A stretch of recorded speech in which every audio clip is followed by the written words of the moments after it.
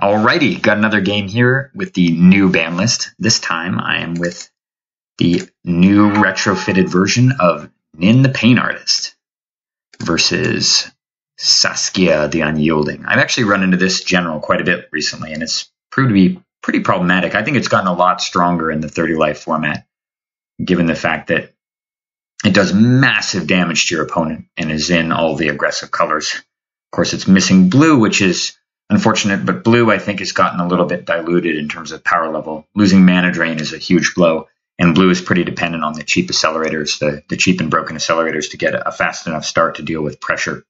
I'm noticing that a lot more increasingly when I'm playing with my control deck in games in the new format, that without the ability to tutor over and over again to get all the mana you need, you're often really far behind, especially if you only draw a few mana sources early. You really, really suffer and fall behind against aggressive decks. And Saskia is pretty much top tier as far as aggression goes. The fact that it just immediately hits for 6 and, kind of gives double strike to pretty much every creature as long as it's hitting the opponent.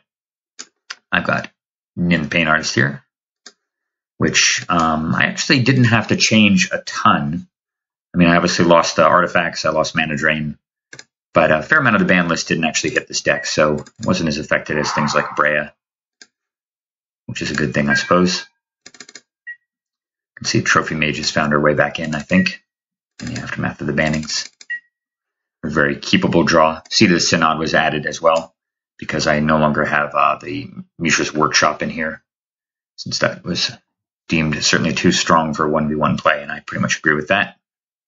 So the Seat is in here just as another target, also mainly because also the Trinket Mage has gotten a lot worse, given that all of his favorite targets are gone. So Seat is something you can bring into play. Plus, you can fabricate it for it in a pinch, and it's a good target for Whir of Invention as well, kind of like an instant speed rampant growth that puts the land into play untapped. All right, that's not a good sign. Soul Ring again. It's funny, this is back-to-back games. It started with that. But I do have the Vandal Blast. Unfortunately, I'm not drawing any red mana, and my opponent hasn't done me the favor of putting red mana into play yet, even though he has it in his deck. So I'm going to have to brainstorm here, and I'm just hoping to get a red mana source and maybe ditch some of the more clunky stuff in my hand, like the Pact of Negation. Ideally, I'd get a fetch land in these next 3 cards, which would just be awesome. Unfortunately, there's only 6 in the deck, so not particularly high chance of getting one. And I get Preordain, which might get one, and Monolith, and an Island, and no red. Or Grumble. I'm going to Preordain. That's right. I'm going to put that. Well, we'll see what happens, actually. I don't remember what I did. I guess we'll find out. Yeah, it looks like I put them both on the bottom. I don't see the Pact of Negation coming into play, even though I could potentially cast it on the next turn with that Grim Monolith.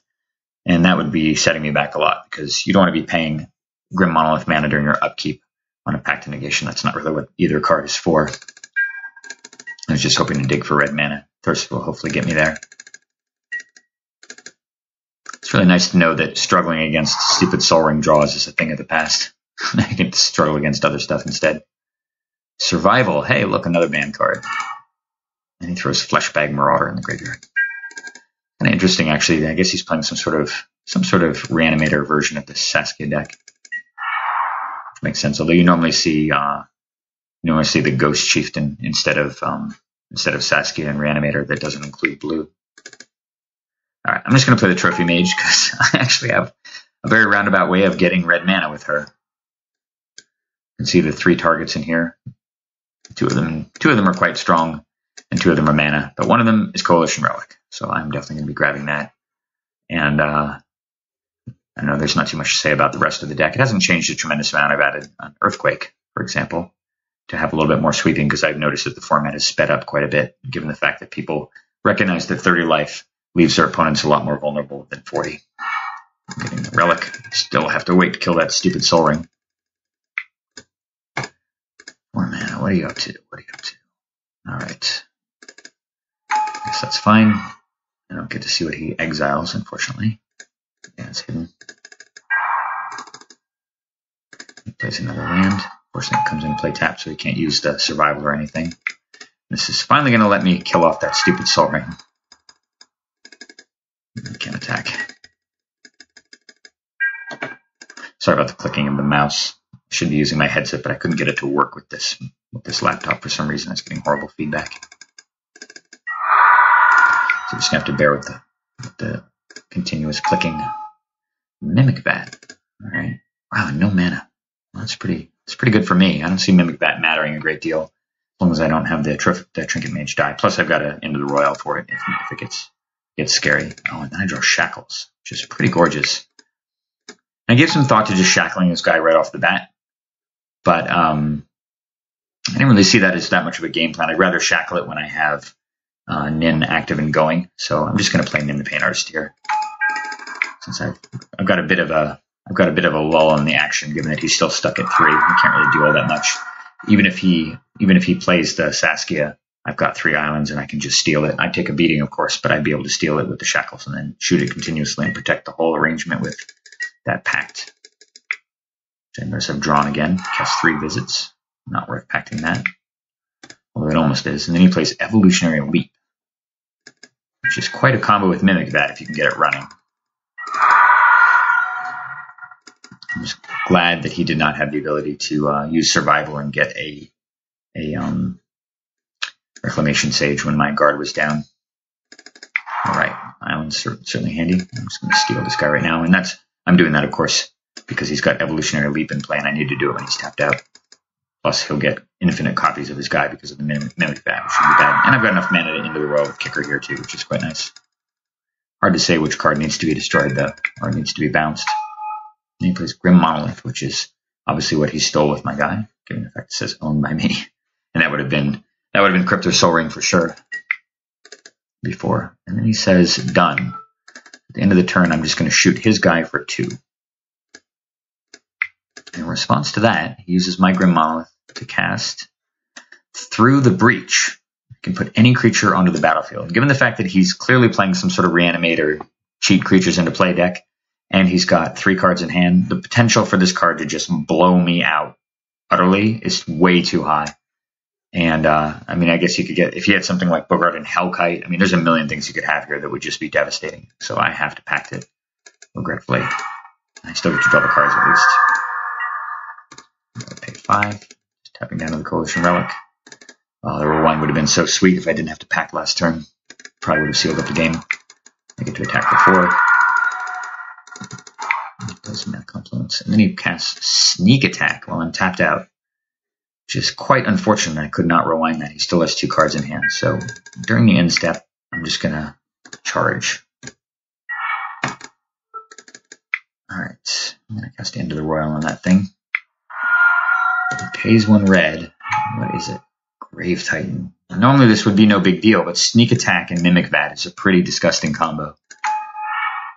And now the Into the Royal is gone, so my answer to the Mimic Bat is no longer there.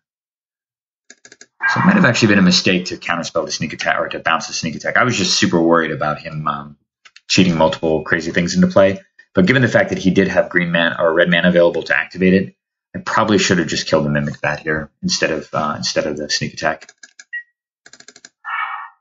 Because now he's got 3 mana Grave Titans forever. And now he's going to smash me here and make more zombies.